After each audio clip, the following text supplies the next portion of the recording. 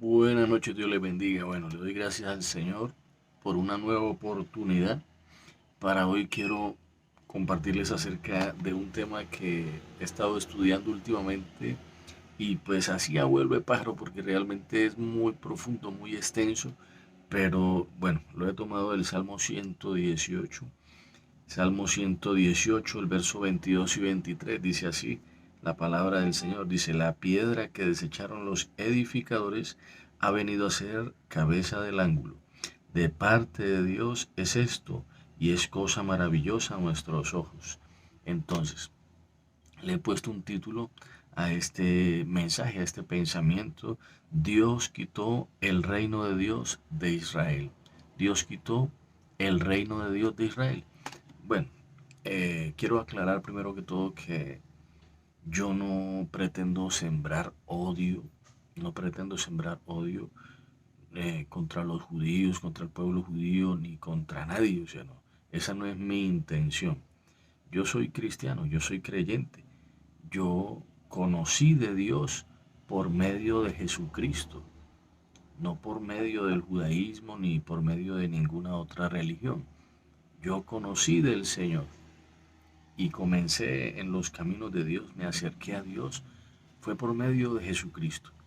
Entonces yo he oído, pues, algunos judíos, sí, personas que, pues, es normal, ellos defienden, pues, su creencia, defienden su filosofía y, pues, están en todo su derecho, sí, pero, pues, he visto que de alguna forma, pues, hacen ver mal al cristianismo. Pues ellos no creen que Jesucristo es el Salvador, ellos no lo reconocen como el Mesías, pero yo encuentro en las Escrituras el por qué es que ellos no lo reconocen, el por qué es que ellos no lo aceptan. Este salmo nos lo dice, la piedra que desecharon los edificadores ha venido a ser la cabeza del ángulo, de parte de Dios es esto y es cosa maravillosa a nuestros ojos. Pero bueno, voy a avanzar, voy a meterme un poquito más en el tema y voy a comenzar pues por donde se comienza todo, ¿no? Desde el principio. Entonces, pues eh, Israel desde el principio, desde cuando Dios los sacó de Egipto y les mandó que atravesaran el desierto y llegaron allí al monte Sinaí, Israel fue un pueblo rebelde. Siempre ha sido un pueblo desobediente, un pueblo que no se ha sometido a la voluntad de Dios. No lo digo yo, eso está escrito. Todo el Antiguo Testamento, todos los profetas de alguna forma reprendieron de parte de Dios a Israel por su rebeldía, por su desobediencia, por su obstinación. Entonces vemos ahí en el Antiguo Testamento. Puede usted mirar Deuteronomio 9, por decir algo, cuando Moisés subió allá al monte Horeb y Dios le estaba entregando las tablas de la ley. No hacía nada. El pueblo había estado congregado allí en la base del monte Horeb. Dios congregó al pueblo y le habló con su voz tremenda. Ellos escucharon a Dios hablándoles, dándoles mandamientos, expresándoles su voluntad. Y cuando Moisés estaba allí en el monte Horeb recibiendo las tablas, después de 40 días y 40 noches, se corrompieron, se apartaron del camino. Y Dios le dijo a Moisés, mira, el pueblo que sacaste de Egipto, mira lo que están haciendo. Y Moisés descendió y dice que habían construido un becerro de oro. Y Moisés destruyó ese becerro. Yo creo que ustedes han oído la historia. Pero bueno, miren lo que Dios mismo, Dios pretendió en ese momento destruirlos.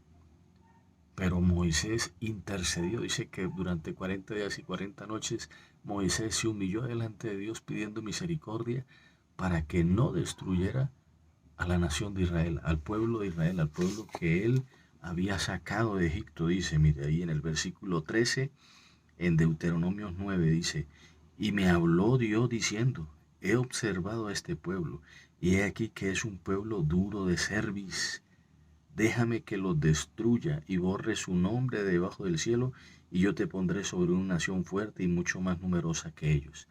O sea, Dios, desde un principio, a raíz de su desobediencia, viendo cómo Dios los había sacado de Egipto, las maravillas que Dios ha hecho, que no las ha hecho con nadie más. Abrir un mar en dos, traer plagas a una nación, todas las maravillas que el Señor hizo, manifestárseles como lo hizo allí en el monte Horeb, hablarles, escuchar su voz audible, y aún así no se les dio nada y se apartaron, comenzaron a adorar, a idolatrar un becerro de oro.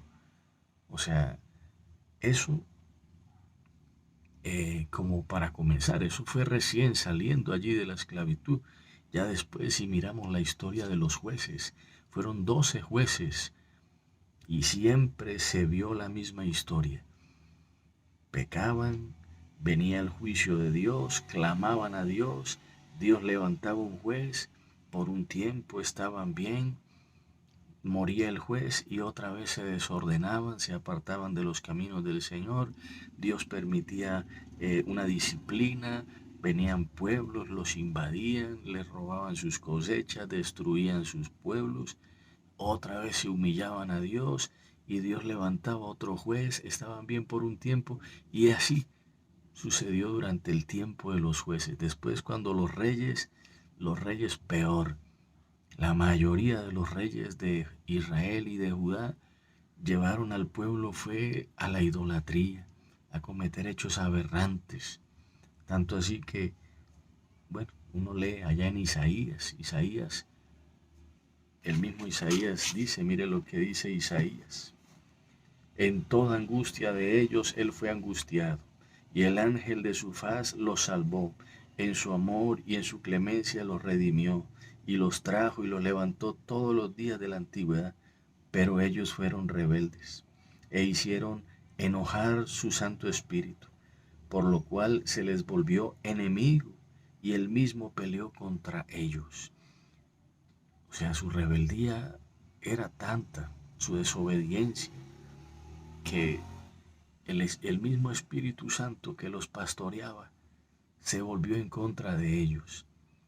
Entonces, la nación de Israel, lastimosamente, digo lastimosamente porque el propósito con el cual Dios formó a esta nación era de que fuera un pueblo de sacerdotes, una nación santa, un pueblo que fuera luz para las naciones, que las naciones llegaran a conocer de Dios por medio de ellos.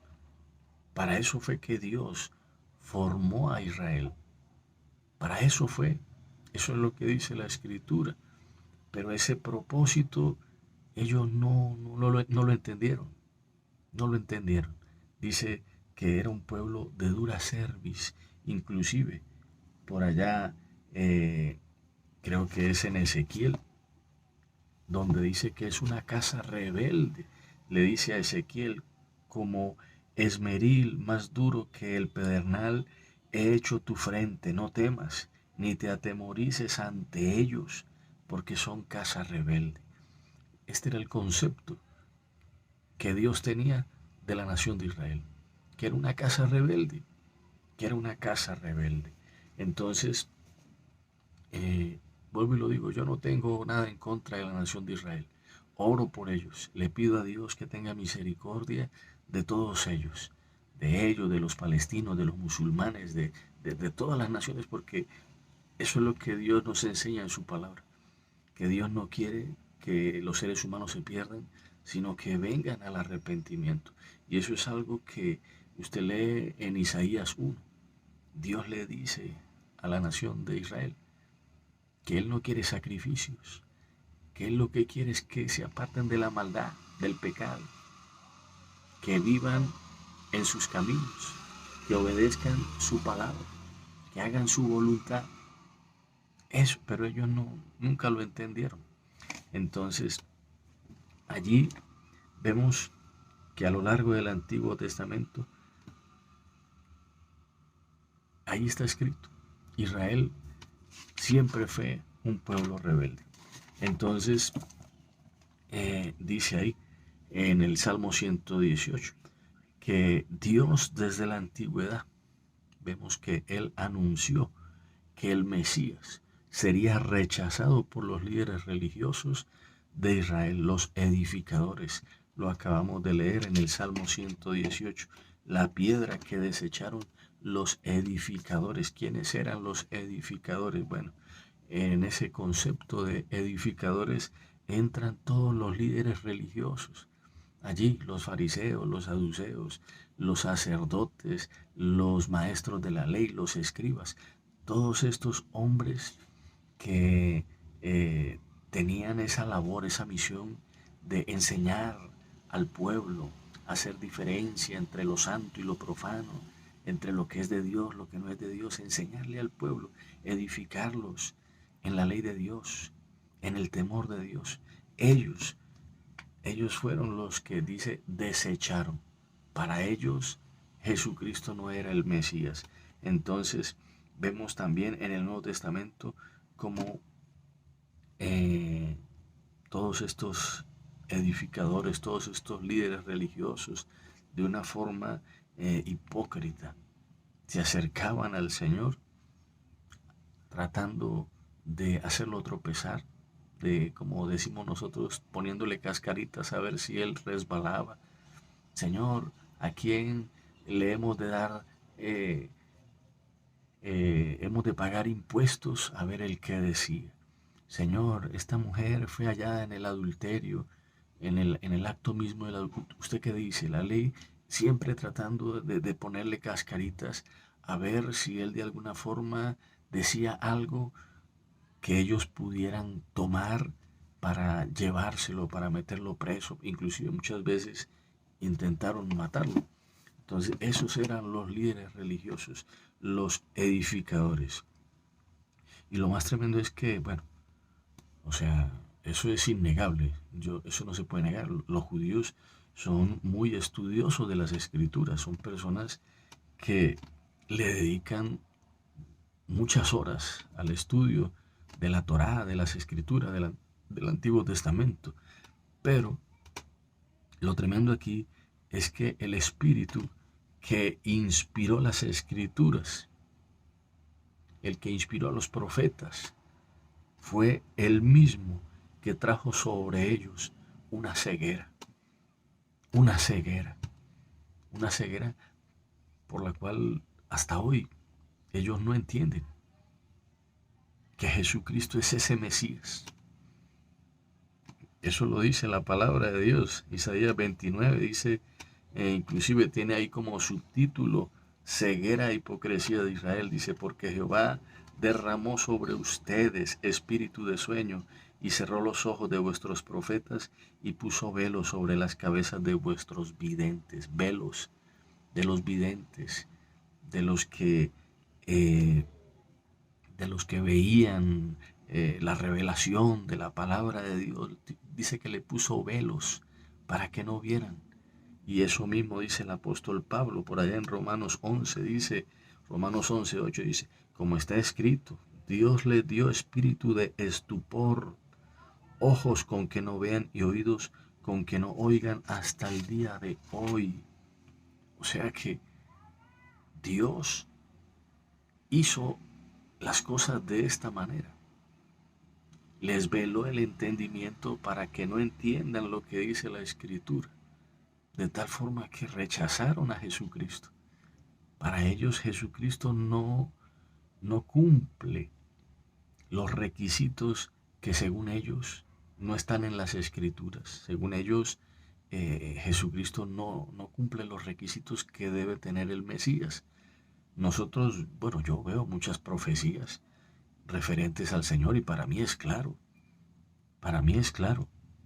que Jesucristo cumple con esas profecías, se cumplieron en Él, sí, se cumplieron en Él, pero para ellos no, y ellos son súper estudiosos de la Biblia, pero no ven, no entienden, están velados, Dios les mandó un espíritu de estupor, están como adormecidos, como que no comprenden no tienen claridad acerca de que las profecías que se refieren a Jesucristo son esas, se cumplieron en el Señor. Ellos no lo ven, ellos no lo ven.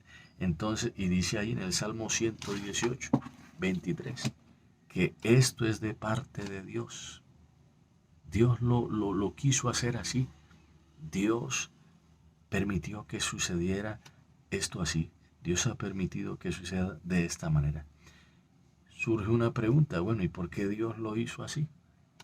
¿Por qué Dios quiso hacerlo así? Bueno, en Romanos 11 dice, ¿ha desechado Dios a su pueblo? En ninguna manera. O sea, Dios no ha desechado a Israel. Dios no ha desechado a Israel, como algunos dicen. Dios dice también que Él ha guardado un remanente de la nación de Israel. Dios tiene un remanente de la nación de Israel. Dios no ha terminado su obra con Israel.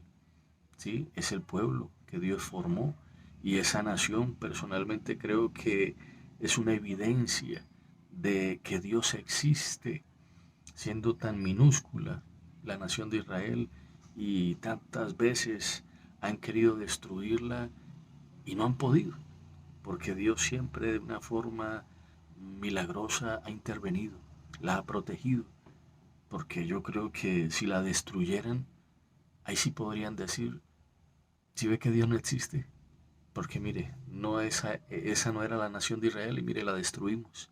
Dios no existe, pero Dios, yo creo que no porque Israel sea un pueblo fiel o obediente, no. Yo creo que ha sido porque Dios es fiel, porque Él es fiel, es que Israel no ha sido destruida, porque, pues, como les decía en un principio, Israel desde un principio ha sido un pueblo rebelde, un pueblo desobediente. Entonces, Dios no ha desechado a Israel. La rebeldía de Israel hizo esa rebeldía, esa desobediencia, hizo que Dios los dejara a un lado, no que los desechara, pero sí se desentendiera de ellos, les quitara el reino de Dios a ellos y trajera salvación a los que la Biblia llama como gentiles, o sea, a todos aquellos pueblos que no eran judíos. Eso lo dice la palabra, Romanos 11:11. Usted lo puede buscar ahí en la palabra de Dios. Entonces, esa desobediencia del pueblo de Israel repercutió en que Dios trajera salvación a ese pueblo que no era pueblo, a todos aquellos que no hacían parte del pueblo de Israel. Dios anunció desde la antigüedad que haría algo nuevo con esa piedra que los edificadores desecharon. Dios lo anunció. Esa piedra que rechazaron es nuestro Señor Jesucristo. Dice ahí, el Señor Jesús les dice, mire, en Mateo 21:42, todas estas citas, usted revíselas en su Biblia. Dice, a los fariseos, a los principales sacerdotes, a los maestros de la ley, el Señor les dijo, ¿nunca leíste en las Escrituras la piedra que desecharon los edificadores ha venido a ser cabeza del ángulo? El Señor ha hecho esto y es cosa maravillosa a nuestros ojos. El Señor, mire, les recordó que en la Escritura estaba que esa piedra era Él, esa piedra que ellos estaban desechando, que rechazaban, que no aceptaban. Dios, esa piedra era el Señor. Mire lo que dice aquí en Mateo, ahí, 21:42 fue el texto que le acabé de leer, y en el verso 43 dice, por tanto les digo que el reino de Dios será quitado de vosotros y será dado a gente que produzca los frutos de él, los frutos del reino de Dios. ¿Cuáles son esos frutos? Pues los que Dios esperaba ver en Israel y no vio. Una nación santa, un pueblo que obedeciera su palabra, que hiciera su voluntad. Él no recogió esos frutos en Israel. Y Dios, pues bueno, lo digo de esta forma, cambió de administración. Y mire, el Señor les venía hablando en parábolas. Y mire, les habla en una parábola de los labradores malvados. Les habla, dice, oíd otra parábola. Hubo un hombre, padre de familia, el cual plantó una viña, la cercó de vallado, cavó en ella un lugar, edificó una torre y la arrendó a unos labradores.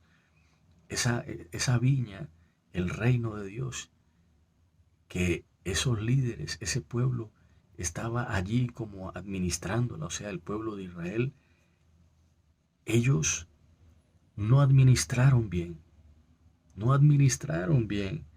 Y el mismo Señor les habla en parábolas. Y lo más irónico es que ellos responden. Ellos responden a lo que el Señor les pregunta. Que el dueño de la viña mandó a unos siervos a recoger el fruto y los mataron. Después, pensando que tendrían respeto de su hijo, lo envió y también lo mataron. ¿Qué piensan ustedes que el dueño de la viña hará con esos labradores malvados? Y ellos mismos respondieron. Los fariseos, los sacerdotes, ellos mismos respondieron, a los malos va a destruir sin misericordia. O sea, a esos labradores que hicieron eso, los va a destruir sin misericordia y arrendará su viña a otros labradores que le paguen el fruto a su tiempo. Y eso fue lo que el Señor hizo. Eso fue lo que Dios hizo. Una obra maravillosa. Una obra maravillosa. Les quitó el reino de Dios a la nación de Israel, a los judíos, y se la dio a otros. Se la dio a otros, dice aquí, y será dado a gente que produzca esos frutos que ellos no dieron. Un pueblo santo, un pueblo obediente, un pueblo que caminara en la voluntad del Señor. Entonces, y ahí hay varias parábolas donde de cierta manera les estaba diciendo que ellos eran esas personas que no habían hecho la voluntad de Dios. Entonces Jesús era esa piedra, es esa piedra que ellos desecharon, esa piedra angular, la piedra angular que ellos desecharon. ¿Qué es la piedra angular? Bueno, para los que no saben qué significa la piedra angular que ellos desecharon, que los edificadores, o sea, aquí se usan unos términos como arquitectónicos, como de construcción. La piedra angular, bueno, según la arquitectura, este concepto de la piedra angular ha estado desde siempre, desde antes de Cristo. Se conoce este concepto. La piedra angular es la primera piedra que se coloca en la base de una edificación. Esa piedra era por lo general más grande que las otras, ¿sí? Y se colocaba allí en la base. Las demás piedras tenían que estar alineadas con esa piedra. Tenían que estar alineadas con esa piedra. Pero lo más importante que cumplía, la función más importante de la piedra angular, radica en que era la que le daba la estabilidad a ese edificio. A ese edificio, eso dice en Efesios 2:20, que el fundamento es Cristo, es Cristo, es la base de esa nueva edificación que Dios anunció iba a construir, esa nueva obra maravillosa, y que Jesucristo era la primera piedra de esa nueva obra que se conoce como la iglesia. Esa nueva obra es la iglesia de Jesucristo. Entonces, lo mismo le dijo el Señor a Pedro. De cierto te digo que tú eres Pedro y sobre esta roca edificaré mi iglesia. Él es esa primera roca que le da estabilidad a la iglesia.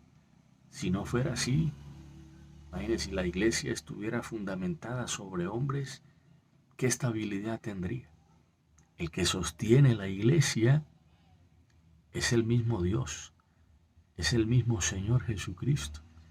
Él es el que sostiene su iglesia. Por eso es que la iglesia del Señor nunca va a desaparecer, porque es Dios el que la sostiene, es Él. Los creyentes estamos fundamentados sobre Cristo, sobre Cristo. Entonces, un pueblo de hombres y mujeres, eso es la iglesia, un pueblo de hombres y mujeres santos, temerosos de Dios, que le han abierto las puertas de su vida a la palabra de Dios, a nuestro Señor Jesucristo, y han pasado a ser piedras vivas que hacen parte de ese edificio espiritual llamado iglesia. Pedro dice del Señor que es una piedra viva. Pedro entendió cuando el Señor le dijo que sobre esta piedra edificaré mi iglesia. Él entendió que se refería a que Él era esa piedra angular, a que Él era esa piedra base sobre la cual la iglesia iba a estar soportada, ¿sí? Desechada por los hombres, dice allá en Primera de Pedro 2:4, dice que fue desechada por los hombres, pero para Dios escogida y preciosa, y que nosotros, los creyentes, somos también piedras vivas, no piedras muertas, inertes, no, piedras vivas, porque cada creyente tiene el Espíritu de Dios, tiene la vida de Dios dentro de sí. Somos un edificio espiritual conformado por sacerdotes, por un pueblo santo, dice ahí en Primera de Pedro, que ofrecemos sacrificios espirituales aceptables a Dios, aceptables a Dios. Entonces, inclusive, mire, ya para ir cerrando, Pedro también cita un texto en Isaías 28:16. Isaías 28:16 dice: He aquí pongo en Sión la principal piedra del ángulo. Acordémonos que el Señor Jesucristo fue muerto en Jerusalén. Sión es Jerusalén, ¿sí?